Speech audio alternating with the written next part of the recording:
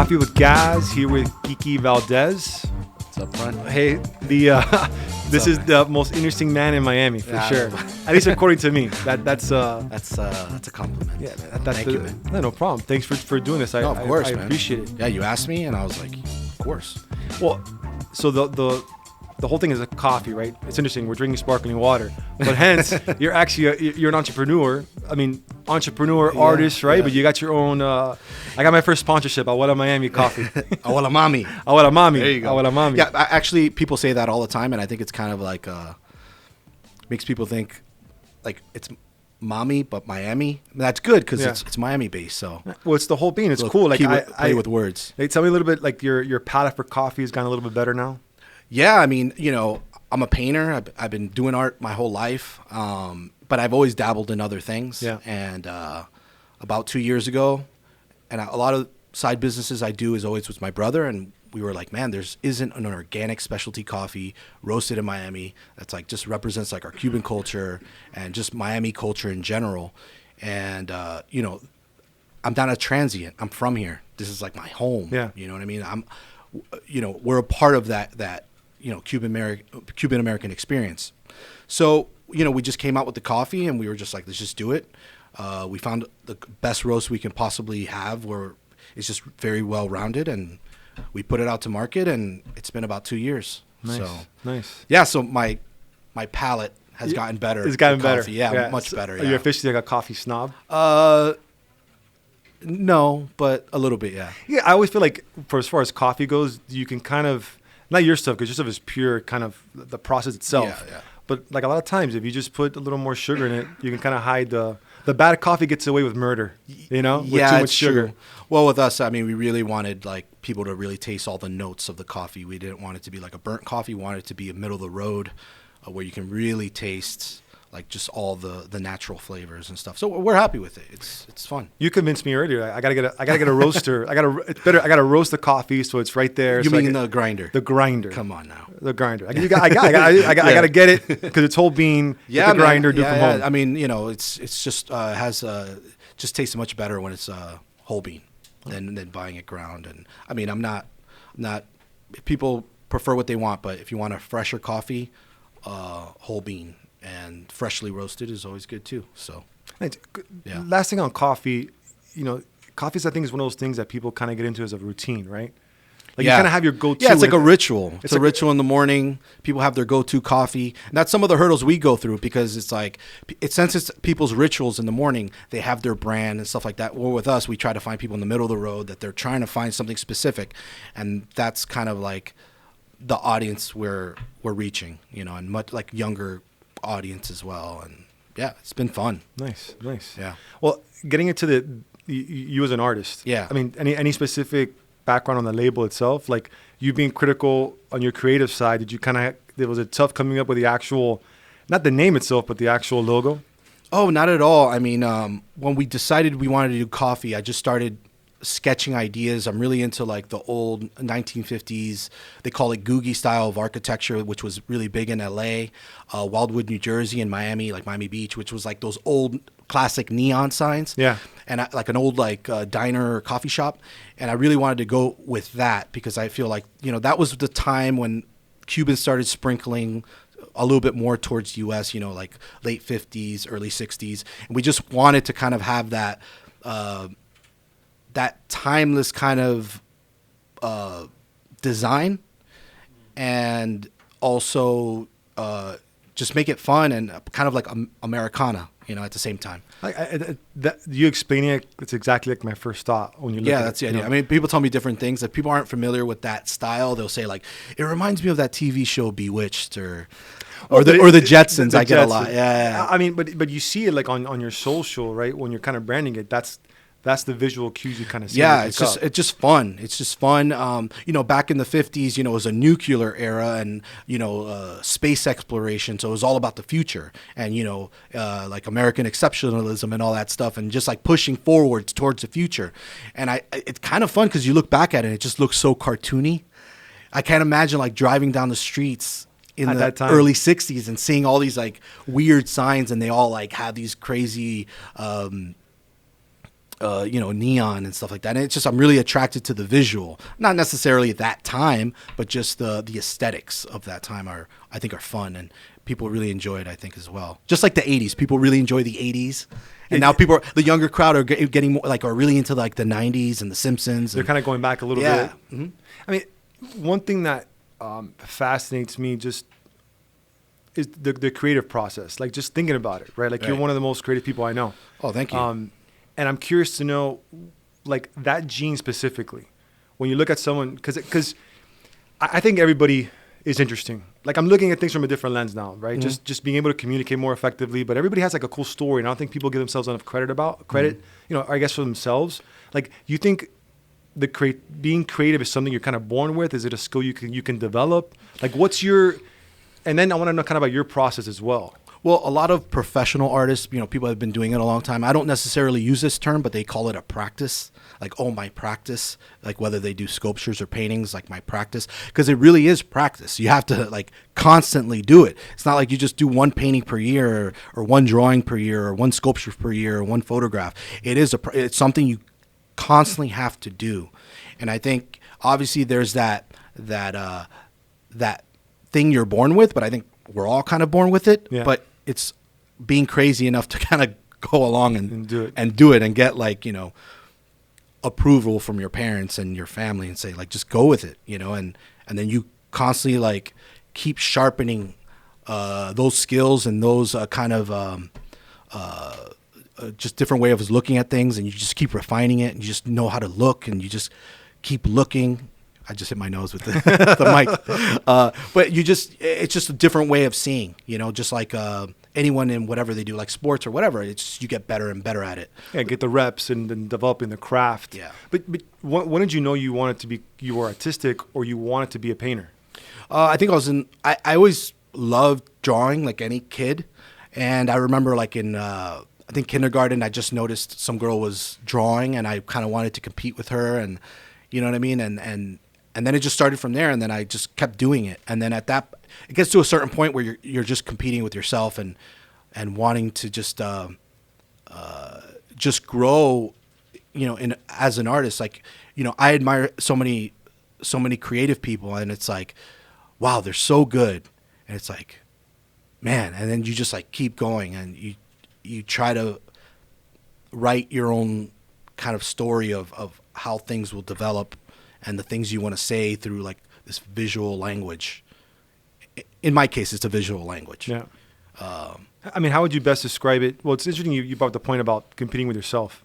I think it's something everybody does, but when it's such objective and you're starting really from scratch, like an art form. Yeah. How do you continue to push yourself? It's never, do you get to the point where you're not satisfied of what you're doing, or is it more of like, you must be the hardest critic on yourself? Yeah, I think when I'm most critical, that's when there's like exploration and there's discovery, and that's where things happen. Because like when you're hard, you naturally just get hard on yourself if it's not, you're not getting the outcome that you want visually or whatever. So then you're just like, man, and at least with me, sometimes I just get angry and I keep pushing it. And then sort of when I just kind of relax and I get back into it. Or sometimes when I take a step back and kind of do other things, life, traveling, spending time with family, friends, just going for a drive. Then you come back to your studio. When I say studio, it could be your bedroom, it could be outside. It's not just your space where you just make your work. Right. And then you go back into it and you kind of see with fresh new eyes, and then you proceed from there. Well, what's kind of interesting as well, what's considered success? Is it the monetary outcome of some piece, or is it the way you feel about it? Because sometimes you're making it like, well, you may actually meet a piece, which is pretty cool. Yeah, that was incredible. Which I have in the office, which everyone loves. So that's cool, cool. Kind of full circle, which I was happy to, like when you create something from scratch and you're making it for somebody else, like that they don't necessarily see it through your eyes. Is it more of like this set or this piece sold out quickly? I was able to make more money. Or is it more of the way you felt about how you were able to interpret it or do it? For me, I think when I can make work exactly how I want to without anyone kind of dictating what I'm doing, which doesn't happen at all. and I'm able to sell it and someone can own it, or I can give it as a gift or whatever, to me, that's most gratifying. Because, if I can, pay some bills and do what I want, I mean, that's a beautiful thing. And that's another thing. I mean, I don't artist therapy. I make an artwork or whatever. I get, I want to convey a certain thing in a piece, whatever I'm working on, certain aesthetics. After I'm done with that, I don't want to hold on to it. I want to give it to someone. I want someone to have it. It has no life in my closet. Colors are created by the sun. I mean, it needs to be in front of people so people can see it. So, in a dark locker, it's not going to do anything, So the fact that I have friends and people that admire whatever piece I created, and if they see something every day new in it, to me, that's most gratifying. I mean, I love that, when I go, let's say to my storage and I see pieces, I'm like, man, I got to get this, somewhere where it will have life, and to me, that's the sharing part is the part that gets me the most excited after the creative process. The creative process is it's like math. It's problem solving. You're trying to figure things out. And what that answer is, you don't necessarily always know because you kind of set the rules, It's your own game. Exactly. But do you start from the end and go back to the beginning? Is there an What do you end? mean? You're creating a piece from scratch. You have kind of an end result that you're going for, right? You kind of go that way? No, it's cool. That's a cool ringtone as well. How to get your attention. It's an important call. What do you mean? Do I go back? I mean, because again, your creative process. I'm kind of fascinated by. You have an idea, but it's a small idea looking for the bigger picture, or do you understand the bigger picture clear already, and you kind of build up? No. I'm constantly always doing the small picture. I always do a lot of small things before I get to a bigger project, because sometimes I don't want to get to a big project too fast, because then it's all the mistakes are in the big project, or some stuff haven't personally resolved. Color combinations and things like that. But is that more of the idea itself, or more of a technique aspect of it? Kind of put it on from paint to canvas. I would say the overall thing, what exactly I want to convey, what I want to paint. Is it going to be abstract? Is it going to have figures? It is really, it's really where I'm at in life, what I want to work on. And when I iron those things out, I feel a little bit more comfortable doing a bigger work. It's when other things have been resolved on a smaller scale. Right now I'm doing a lot of watercolors, doing many watercolors and color pencil works. And if you go to my Instagram, you just kind of see me kind of just hammering away, trying to figure out where I'm going. And you can see that what's cool about following you, when you do put that out there, you kind of see the progress as well. Thanks. You see it kind of develop, right? Yeah, it goes forwards, it goes backwards. And that's cool to be open about it too. I mean, it's subjective. I mean, some people love my new stuff. Some people don't like my new stuff. Some people don't like my old stuff. It's all subjective. So, and that's fine. But yeah, people can kind of see it on real time, little ideas I'm working out, and that's the beauty of social media, with artists, because I see other artists always kind of posting what they do. Some other artists are a little bit more private. I try to be a little bit more transparent of showing people. You see it. I'm really curious about it, the whole process itself. And during it as well, writer's, I guess I use the word writer's block, but I guess painter's block, is it the same thing? Oh, too? yeah, absolutely. Yeah. Where you kind of when you're stuck, you take a break. What's kind of the method to what's the reset button? Just kind of picking up and going. I think sometimes when I pick up and go and I don't feel like I'm prepared, sometimes that's where it happens, because it's being in that place of never necessarily feeling comfortable and just kind of doing it. That's why I said when you're in your studio, that could be anywhere, because I think to be an artist that has versatility and just something a little deeper, I think always has to be out of that comfort level and be put in different circumstances and things like that. That's why I try to travel a little more now with my work. But you were in Montana recently, weren't you? Or Wyoming? Wyoming. I was in Wyoming for a month with an artist residency, which was incredible. What was that like? I mean, that was just... In the wilderness. I mean, it was in the beginning of the whole COVID thing. So that was incredible. I had a space. I was working for about a month, and I got to see the country and stuff like that. I might do one sometime next year in Utah. Okay. So just being able to travel and just see different things and letting that feed the work as well. It doesn't happen right away. You're kind of like, you're a sponge and you take it in, and then a month later it starts appearing, or 5 months later it starts appearing. Because it's interesting you use the word uncomfortable. I think that's the word I probably use the most here.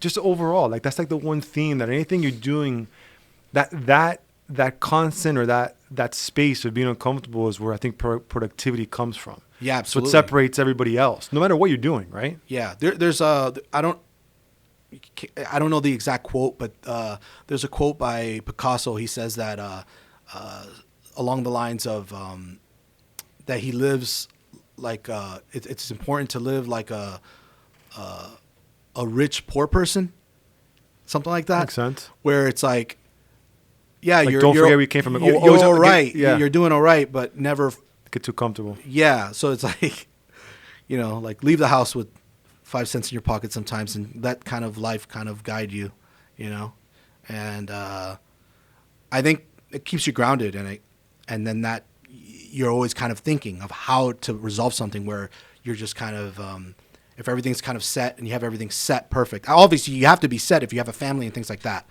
But right now I don't, so I feel like I can be a little bit more carefree about it.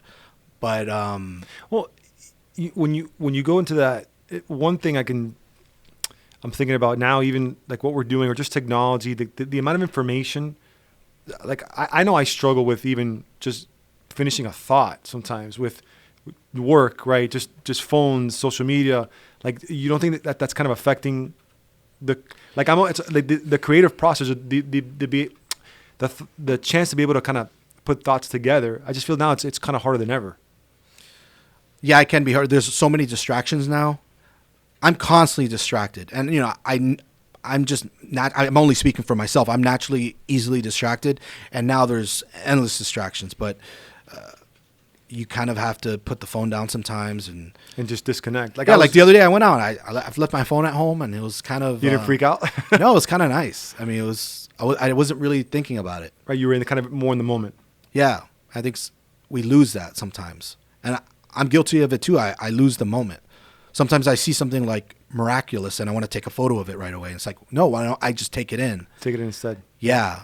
And I think that happens to everybody now with phones and things like that. And that's almost like their kind of creative outlet. They kind of pull out their phone so it's like, in a way, everyone has like their own way of creating art in a way for themselves, it's for them. How do you describe art? Like when you're looking at stuff now, you had mentioned what we talked about before, like you go out and you see beauty in certain things, like architecture, like the definition of art for you, it's more of, is it seeing things that aren't there or just more being in the moment and embracing the little things? I would say seeing things that are there and people don't notice it.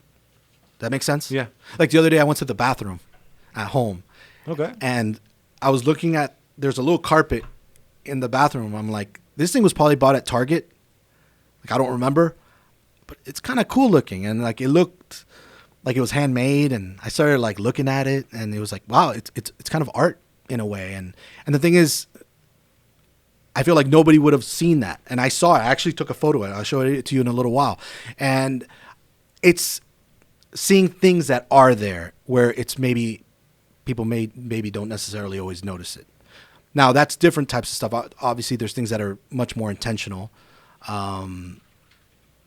But yeah, it's noticing things that are there. Like there's architecture everywhere. Different. Just here in Coral Gables, there's things that were built. You can definitely see things that were built in the 90s. Yeah. You can see things that were built in the 20s. Sure. And it's like, not everyone's going to look at it and say like, yeah, this was built in 1925, and this is a historic landmark. There's people in our community that notice those things, and all of that to me, as I've gotten older, is art. It's all art. I mean, that sounds kind of ignorant. It's always been art, Kiki, but it's like.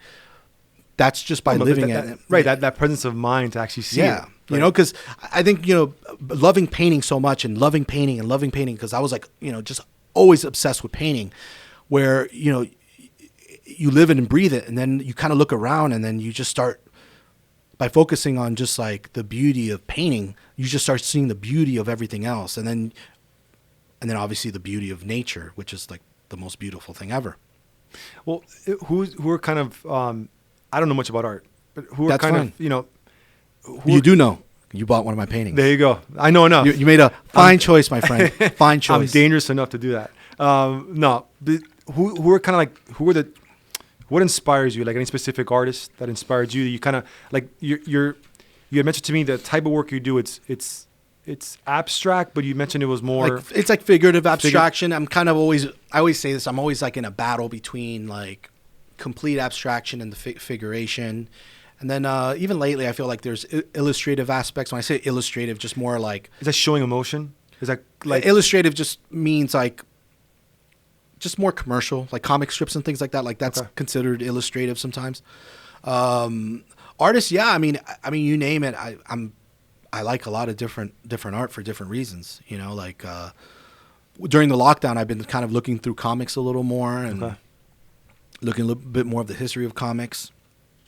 And just looking more at comic art, where before I just study more like contemporary painting and historic painting. So it just fluctuates the things I'm into.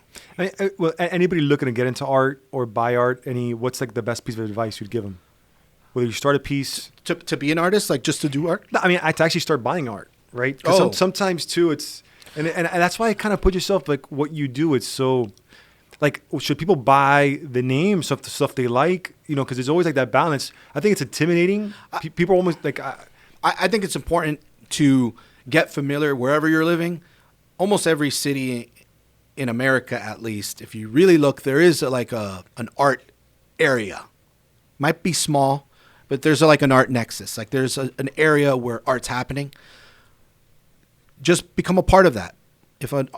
Befriend artists, go to the local museum, see what's going on, become friends with artists, and then become patrons of the art you like, and ask around to other people that are like you, that maybe are interested in art, and then, you know,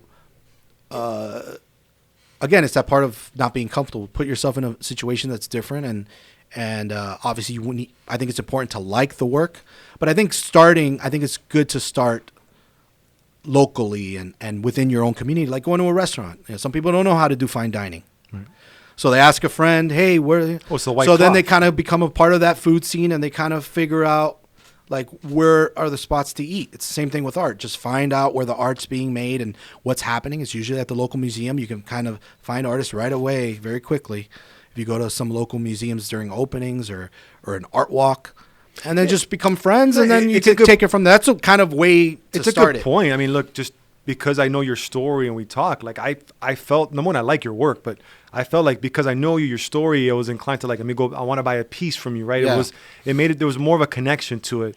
Thanks, you know, man. Yeah. You have it up, and now I can kind of say this is Kiki Valdes, and this is the you know, basically run through why you did it and all that kind of stuff, which I thought was cool. Yeah, man. I mean, and then again, you know, obviously again with social media, a lot of artists are being able to sell work either through a gallery or through social media, because it's just there. If you see it, you can reach out. They can mail it to you. I mean, you have to create some type of repertoire to have some sort of trust, and then things can happen.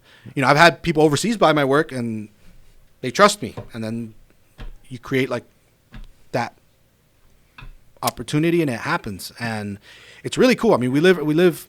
You know, besides COVID, we live in a pretty yeah. Well, we're punting 2020. We live in an exciting time, and it's just really at your fingertips with anything. Well, being an artist, like let's talk about COVID. Like, I'm assuming it's been difficult, right? Like I know and you're an entrepreneur, so you've kind of been doing a couple other things. But has that been? I'm assuming that the artists themselves, it's been a tough time for them to kind of go through. Yeah, I mean, the past 2 years. Probably 3 years, I've been really focusing on the coffee and a few other projects I'm doing, but I always make art. No matter what, I always produce art. Sometimes I don't necessarily like, you know, put it out to sell, because I don't necessarily have to, thank God. But for me, I think this year I was planning to have a solo exhibition. I haven't had a show in a little over 2 years, and that was a choice I made. But this year I was gonna definitely start focusing on it. But with COVID and everything, I had to put it on the back burner, which is fine. Any specific style, inspiration you're looking at on your new line or new piece or new exhibition? The thing is, I have work from the past several years, so I can kind of show different things I was working on. So I don't necessarily know what direction I want to do. I kind of wanted to do some of the stuff I was doing in Wyoming, which is more kind of I was actually working on more biblical based work, okay. Which it's a little provocative for some people, but I thought it was fresh and exciting, and I was working on it, and I have work, and that was what I was going to show. But I'm going to have to wait a little bit. Let me ask you, talking about if you're going to do a certain, because you're doing it based on your interpretation, right, of biblical work, did you catch any backlash on that? Like, is it kind of one of those things? A lot of unfollows on like social media, which whatever, that doesn't really mean anything. But yeah, I mean, because you almost like you can't win in a situation, right? I mean, you're making it's coming from a good place in the heart, but it just seems like you're putting yourself out there. Yeah, and you can't necessarily win. Yeah, I think people just have their own kind of thoughts on like the Bible and things like that. So people are just gonna. A lot of people have been very, very supportive, but some people just don't want nothing to do with it. That's fine. But then again, there's a lot of art that people want nothing to do with. So it's fine. But that was just a point in my life that and it's still happening, where I wanted to focus on that, and I felt like it was like I felt like I was given a gift. I've been given a gift from God, so it's like I just wanted to kind of show. I wanted to just do paintings of Jesus, not like in a traditional form, but just in a kind of different way that maybe people haven't seen in a long time. And but let me tell you, it's difficult, because you're in there in the studio and there's forces. I don't know what it is. We live in the spiritual realm. There is the spiritual realm, and there's other things at play. And I felt like I was being prevented a lot from making it. Yeah. I mean, and this was, did you really pick that up when you were in Wyoming? Or did you before? There's just things at play, and I don't necessarily know what it was. It just I felt like at certain times just like creatively impotent. Like I couldn't make a work for whatever reason. It wouldn't come out how I want. And for me, as long as I just get the rhythm, I can kind of get things going. But I just felt, some people might disagree with me, or oh, these paintings are great, and some have, but that was just like tooth and nail, just going at it. Where and then one night I was in my room late at night, I was drawing, and I almost like I just heard like God's voice just saying like, just go with like the wild style, like just go wild, just go crazy with the colors, just go buck wild, go show as much as individuality as I can go, just take it as far as you can go. And I just saw that, and I just kind of switched from that moment. And it's kind of my new work kind of has elements of stuff I was doing maybe like about 4 years ago, but I feel like it's going to be like much just crazier, So do you see yourself, even though you've been doing this since since high school, right? You've been kind of, I know you'd always been an artist or painting, but like when did you kind of like, was it 18 when you started selling art? I think I started going to New World in downtown for high school. There's like an art school. Yeah. And then I used to, I think when I was like 15, I used to make these little artworks and take them to Miami Beach to sell them on the street and stuff like that. And then I was selling work like on Lincoln Road for like when I was like 15. You're hustling, 16, entrepreneur. Yeah. Well, how you evolved so much from 15 till now in your late 30s? Oh like, man, I mean, I'm kind of the same person in a way, but it's, you just put in the work and things just change, But sometimes I think I felt like I took myself too serious. Did that have to do with just like you made a comment too about individuality? Like, is that something you always had in you? Yeah. Did you develop it? Did that come after some success, or did you always have that as well? Like being confident to show up and kind of be you, right? Individuality is something that I think we all. I mean, I think we all, we all have times where we're really confident. Sometimes we have a little bit of self-doubt. I'm not going to sit here and say that I've been like the most confident all the time. In life, things ebb and flow. Yeah. I've gone through traumatic experiences. You know what I mean? Like I lost my dad and my grandfather back to back. My dad died in front of me. Like I've dealt with heartache. I've dealt with real problems like many other people face with. So yes, I do have, hurdles. I actually used to live a few blocks from here. And like, that was probably a part of my life that I had the most like demons. I had the most problems, you know what I mean? And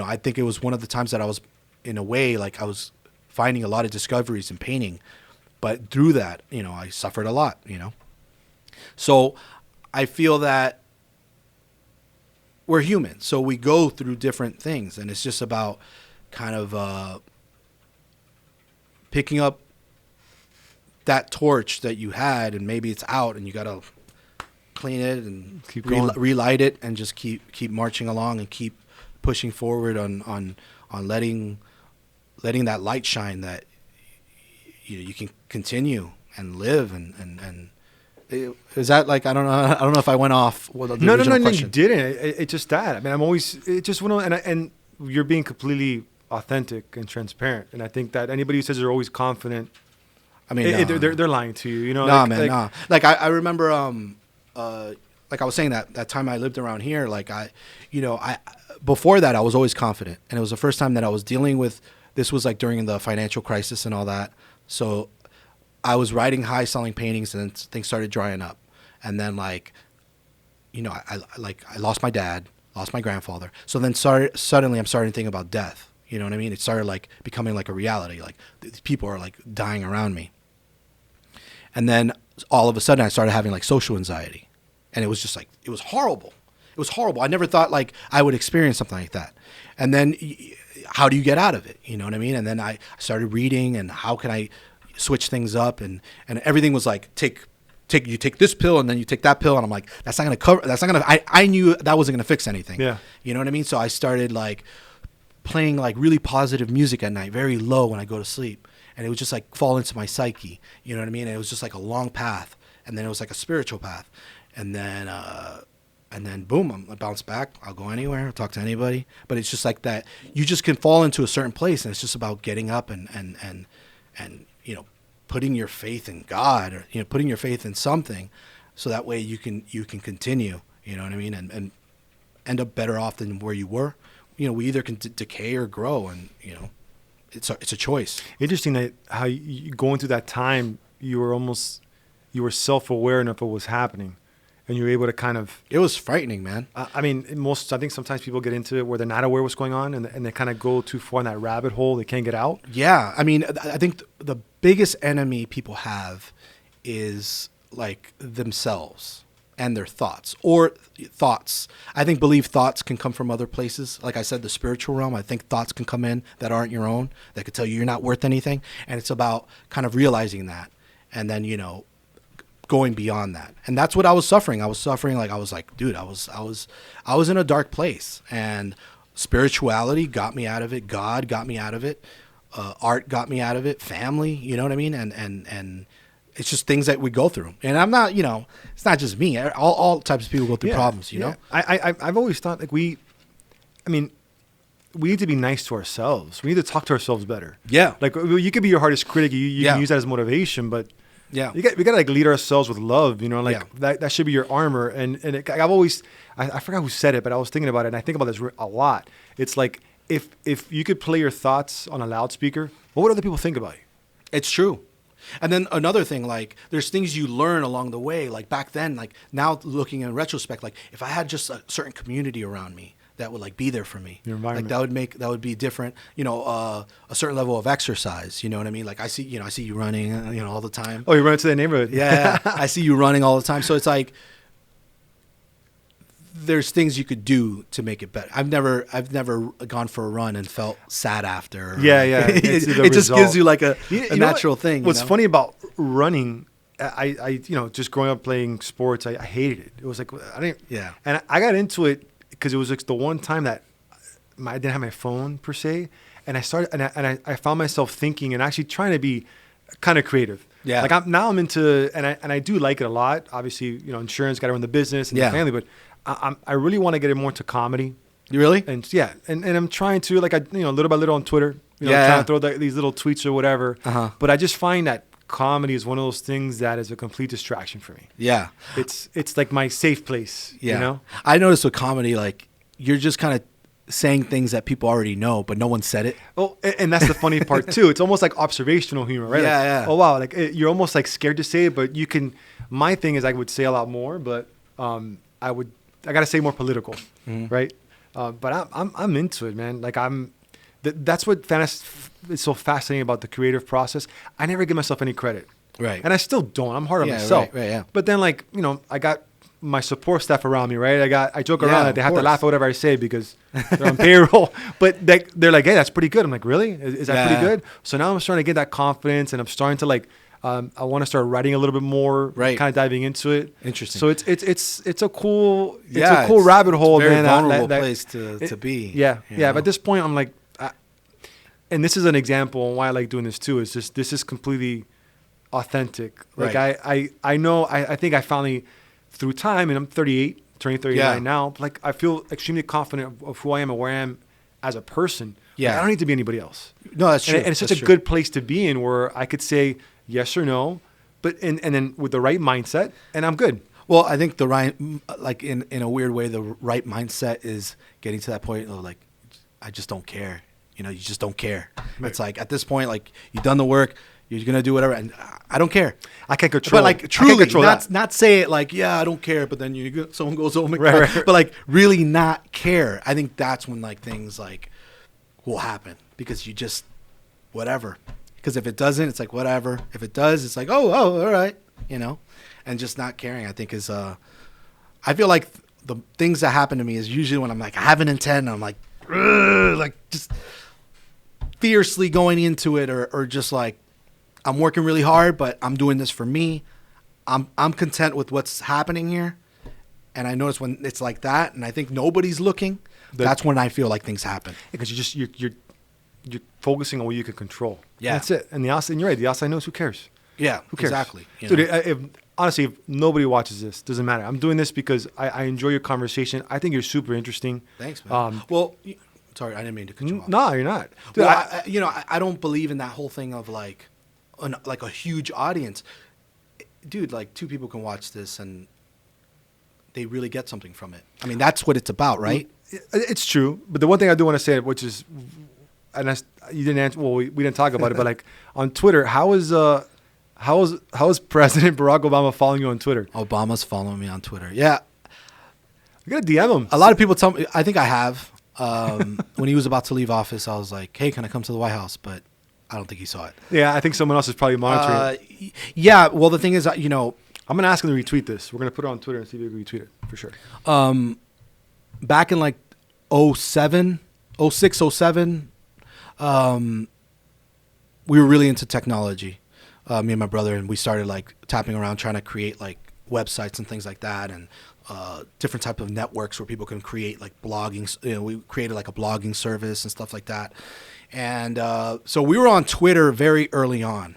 I think my business account and my account were the top accounts in Florida. We had the most followers. This was like before Serena Williams. I think Serena Williams, when she got on it, she like wiped us out, and then the celebrities started getting on it. But this was like before celebrities were on it. Yeah. So we were on there early. So I think we just we get in the radar. So I think when he was running for president, I think he was, whoever was like on Twitter. And so, yeah, he's following me for that. But I don't think he's seen my work. But a few people that are, I guess, relatively well known do follow me on Twitter. Nice. A few people. That it was just one of those things. And then when I told you, I'm like, hey, President Obama's following you. He was like, yeah, I guess. It was. I've had people tell me that. It was one of the most. It was the most random, funniest things that I saw when we were just talking. Yeah, I mean, yeah, I didn't really think about it because it's not like I've communicated with him or anything like that. Right.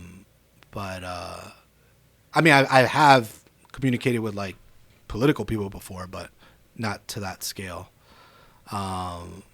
But yeah, I mean, we were doing the whole like, creating websites and things, and we got to pitch to companies around '08 in San Francisco, and there I got to meet MC Hammer, which he was very active on Twitter back in the day. He still is, but back then he's really involved with like technology websites, and I got to pitch a company I started. It was like a blogging service. This was many years ago. To what's this guy's name? Mark Cuban. He did not care for it at all. No, he didn't. But that was before he got on Shark Tank. Yeah, he didn't care. It was like, all right, okay, I get it. And a few other people from Facebook and stuff like that. So a top guy from Facebook really liked what we were doing, and I think they took some of our ideas. And I'll say that with complete confidence, but it's all right. Yeah, it's been a roller coaster. Like when I think of stuff, it's almost like, did I make this up in my head? No, but it really happened. Yeah, I mean, every time we have a conversation, you mention to yours, like it's fascinating, man. Thanks, man. No, it's been kind of it's been interesting. The cool thing is, it's like, with everything that has gone up and down and whatever, like I always make work. I always make paintings and I always try to pull that forward because that's my first love. It's just sometimes I can't. I want to do other things, and I think today more than ever we can kind of do what we want. We don't have to just do one thing, right? Like there's a lot of people that tap into a lot of different things, and whether I want to do coffee and like represent my culture in Miami or paint or whatever may have you. I think it's we shouldn't feel limited. I think that comes with the confidence after, right? And then being the individuality where now you don't have to be, because I think there's a little bit of trepidation where people, especially with artists, jack of all trades. Yeah, man. Especially with artists, there's this idea that like, okay, you should only be in your studio, you should be making work, and that's like that's other people kind of giving you an identity instead of like you being who you are.